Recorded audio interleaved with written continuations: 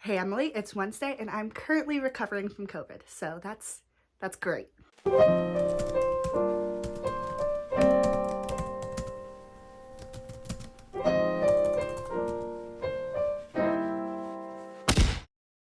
So before this video even starts, I want to quickly apologize that one, I'm still a little sick, so I probably don't sound great, and two, I don't have my normal microphone, so I probably don't sound great for that reason as well. I'm also doing this video as unscripted as I possibly can, mostly because I didn't have the time and energy to write a script and record it, so I figured I just go for it. I'll see what happens. This video is mostly inspired by the fact that you told me to make it, so technically had the time to make something more exciting while recovering from COVID, but it didn't mean I necessarily felt like it, so here's what we got. This summer, I went to a ton of fun concerts. I saw Taylor Swift. I saw Ed Sheeran twice. Do I count that as one or two? I'm counting that as two. I saw Noah Khan, and I also saw Boy Genius twice. So 6 concerts if you count repeating the same artist. What's funny is I didn't really have any of these planned. When I was going into the summer, I knew I was going to see Boy Genius once and Taylor, and then the rest I just kind of fell into. If you're not buying last minute resale tickets, baby, you're probably doing better than I am financially. So the concert I really wanted to talk about was the last Boy Genius one I went to because Emily asked me to, because I called her crying after it. So I saw Boy Genius at the Man in Philly. It was a very chaotic weekend. It's also where I got COVID, so that was great. But thankfully none of the people I was with got sick, so that's good. So I drove 4 hours to pick up my friends from where I went to college, where I'm an alumni now. And then I drove 4 hours from my old college down to Philly. And so Saturday we saw them, and it was just one of the most insane concerts experiences of my life. I feel like seeing Boy Genius is like a religious experience, especially as a queer person. It's like, it's bad. The bisexual panic I have while watching, honestly, the entire band is just, it's a lot. It's a lot. It's a lot. But their music obviously means a lot to me for so many reasons. I mean, it's so emotional and so touching, and I got to go with one of my best friends, Natalie, and this was our second time seeing Boy Genius together. We saw them together last time, and we also met up with our friend Jess, who I've been internet friends with since I was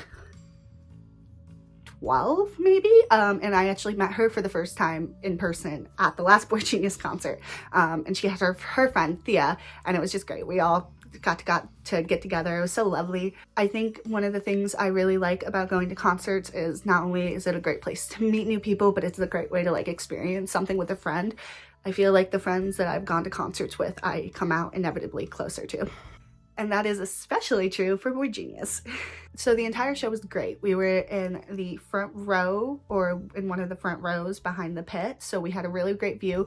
Honestly, it was good to not do pit. We did pit last time, and it was for the Reset concert series, so it was like grueling. Like we were standing for, 8 to 10 hours without having access to water or bathrooms, and it was a lot. So I would do it again, and I would definitely do pit again for Boy Genius, but in this case, especially with how hard getting tickets was, I absolutely loved having seats, and they were great seats, and God bless Natalie for fighting the Ticketmaster war for them. There was also a security guard there we absolutely loved. On our second time talking to him, I offered him a friendship bracelet, and since then, he continued to bow every time we would walk in and out, because we had to pass him to get into like where the bathrooms are, and he would make everyone, he would stop talking to whoever he was talking to, say, "Excuse me, I have somebody I need to talk to here," get on his knees, and literally, and then on our way out, I have a video of this, he did that as well, but it was like everyone was swarming to get out, like it was madness. There was a really big venue, but he makes people clear a section, he gets on his knees, and he kisses our hands, and it just was such a funny experience. Really grateful for that man. I hope he kept the bracelet, and what a legendary guy. Anyway, rest of the concert goes on. Natalie and I consider We're in Love our song, so we cried through that, especially because Lucy came super close to us, and it was Lucy Dacus, and I bowled my way through Favor. I've never cried at a concert the way I cried listening to Favor, and I've seen Favor live before, but something about it this last time, I was sobbing, and Natalie was so concerned. She was just I feel bad because this is one of Natalie's favorite songs, but I was just sobbing so hard. She was just watching me like just a little concerned. It was fine. I was fine. It just, oh, what a song. But the moment Emily wanted me to talk about, and the moment I called her crying about, was there is a section of the concert where Phoebe asks for no phones, and for the most part, everybody agrees. Like, everyone in my section immediately phones away. And she goes around the venue and she sings Letter to an Old Poet, which is an extremely sad song. Probably one of their saddest, if that's possible. And it's just a very intimate song. But she comes down from the stage and I knew something was happening. So we're at the end. Like, we are in the front row, but we are on the aisle seats. So I knew something was happening because the security guys who were, other than that other guy, like, they were really annoying throughout the show, but you know, they were telling us to clear and make sure to stay in our seats and whatever, and I thought they were just being, you know, pissy, whatever. But then it hit me as she starts walking down the stairs and she walks near us, and so there's a girl in front of me in like the row in front of me, and Phoebe looks at her and goes hi while singing, or like during a pause while singing, that girl dies, and then she looks at me. And I don't know what to do. I am panicking because I don't want to be annoying and I don't want to reach for her, but I just like to put out my hand like this is it, and she grabs it.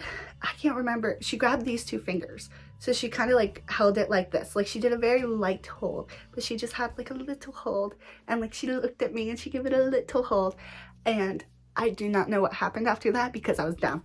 I went down so quick.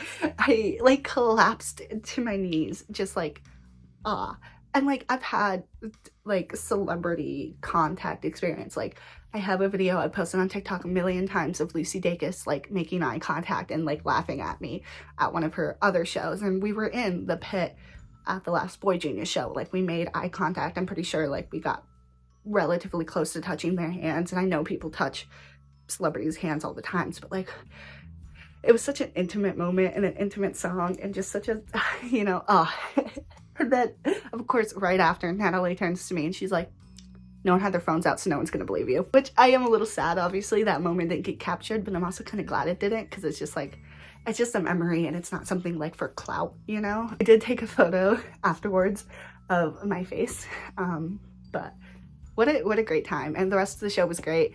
We drove back home, and then I immediately woke up the next morning for a wedding, and then I woke up the next morning and had COVID. So that's my timeline. Also, like, all of the concerts I went to, like, they held something special to me. I saw Noah with my good friend Sydney. I'm actually wearing a shirt I got there. Seeing Noah Khan was great. I bawled my eyes out during All My Love, which I did not expect. Like, I expected maybe Call Your Mom to make me get a little sniffly. I also don't cry very easily. But something has changed, I guess. Something's in the water, because I was crying to All My Love. And then, of course, my dear friend Sydney was also very concerned, but also just confused, because that's not really a crying song. I don't know what about it got me, but it was great. And we got to meet him after the show.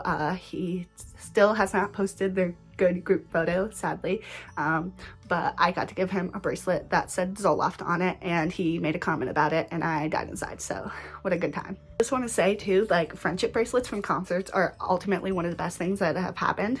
I went to the Eras tour, so I have a ton that I got there, but I also have this small pile from other concerts.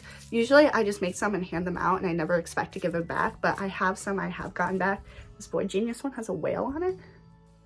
This was not given to me as a concert, but this was given to me by my friend, and I want to show it because I made Noah Khan a Zoloft bracelet. My friend Amanda made me a one for Effexor, but the generic name, because we didn't have enough E's, so it's a venlafaxine.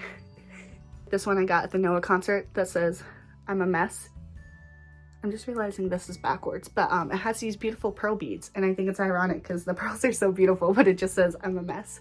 I don't always wear all these bracelets. I want to get one of those like little display things where they're like heart hands and you can put bracelets on them. And I plan to make a shadow box of all my Taylor Swift ones, but you know, that costs money, and currently I'm buying concert tickets instead. So another really cool concert I got to experience, and I'm trying to make this short, so I'm sorry I keep talking about them, is I got invited to an Ed Sheeran private event because of a TikTok I posted. So when I saw Ed Sheeran at MetLife, I posted a TikTok about seeing him, you know, and it got some views. I wouldn't say it went crazy viral, but his record company reached out to me and asked me to attend like a small event that they were doing in New York City. I freaked out. And so thankfully my work was accommodating and I was able to leave work early that day, and New York City is about a 4-hour drive from where I'm at. So I drove 4 hours to New York City and I saw him at the Hard Rock Hotel. Here was my little tag I got. Look at that, isn't it so cute? There were about maybe 100 to 150 people there. I'm not exactly sure because I didn't look back. I was just looking at him. I was able to be barricade and he took a lot of time like making eye contact with people, and that was really cool because I've been a fan of Ed since I was like 11, and just what an insane experience. And then of course seeing Taylor Swift, like, come on, it's Taylor Swift. I haven't seen her since I saw the Red Tour in 2013, so it was really great to get to go again. And I went with my mom because my mom and I also went to the Red Tour together, and it was great to get to go with her, and everyone there was just fantastic, and I miss it every day. I also got like a Taylor Nation notice and post on their story, so my life was changed. But yeah, that's me talking about all the concerts that I went to this summer. I'm sure I'm missing so many lovely moments. I'm really glad because I do a little bit of journaling and I'm able to like write down my highlights of them all, but honestly, just getting to go with my friends and experiencing that with them is like the best part. I don't have any concerts planned within the next few months. The next time I'm going to one is when I see Noah Khan again, and I'm driving to Canada to see him because none of his state shows were on a weekend or close enough. Like, he had some that were technically in my state, but were further away than Canada is for me. I'm not gonna dox myself and say where I live, but it was just easier for me to drive to Canada, and so my friend Sydney and I are gonna do that. It's only a 4-hour drive, so honestly it's not that bad. I'm really excited to do that. I'm also sad because Hank is coming within like a 5-hour radius of where I live for his next tour, and the weekend he's there is of course the weekend that I've had plans for months that I couldn't change. So that sucks. Sorry, Hank. Please come on tour again soon. Please come to the area again soon. And so the last part of this video I put in the title Conversations, and I just wanted to say like very openly how excited I am that we are doing this project even when it's hard. A lot of things have been happening in our lives. I mean, you've been literally moving and also just got a new job, and like a cluster crap of things have happened to me. I don't know why I feel like I couldn't swear there.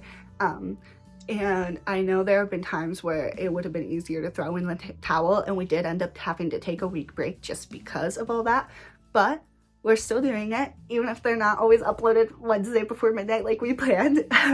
We're still finding a way to make this channel happen, and I'm really happy that like we are pushing ourselves to keep doing this, and I hope they are good videos to look back upon. Obviously this channel to me was never a way of like wanting to become YouTube famous. I don't even know if YouTube celebrity is still a thing. It is, but like not like it used to be. But it was more of like creating something that I can look back on and being like, I did that, as well as, you know, just having more fun vlogging, editing, and just, you know, being creative. I think that we have a good bunch of people who are watching our videos. I feel like we always get at least one cute little comment, which makes me happy. I know we have some nerd fighters who like we don't personally know who are watching us, which I think is really cool. And then we have some really great friends who are tuning in, and honestly, just like knowing people who are taking the time to watch our videos makes me so happy. I did want to comment on your last video, your queering the map video. It made me emotional. Being queer is like such an emotional process for me. So I did go through and read some responses around my area, and I live in a very rural Republican area. So my favorite comment was, "There are no gay people here, get out while you can." Real. But there were still a few sweet ones. It was a lot mostly of people saying like how they left and they found support and stuff like that, or how they were dreaming of leaving and finding support, which is bittersweet. And I also went through the place where I went to college, and that was a little sweeter. But yeah, I know life has been crazy for both of us, but I'm glad we have this channel. It has made me feel like I'm still a very close friend with you, even when we can't always talk, because it do be busy out there. Through this and just through our text, you have become one of my closest friends and somebody I'm always excited to talk to. I mean, you were the first person I thought to call after I helped Phoebe's hand. I turned to Natalie and I'm like, I'm gonna have to call Emily and tell her about this. So I mean, that puts you pretty high on my radar. I called you before I called my boyfriend, so just saying. I hope however you're doing or wherever you are watching this, you're doing well. I know you've been running crazy with film festivals, which is like really cool, but also remember, it's okay to take a break. I will never judge you if you need a week off. Trust me, I get it. And I love you. I'm glad we're doing this together, and I'll see you on Wednesday. Before this video starts, why do I always do this? I'm trying something different with my setup and I'm getting crazy glare from my lamp, so maybe I should move that. We'll leave it for now. Watch as my hair just gets insanely messed up. Cool. Okay, cool.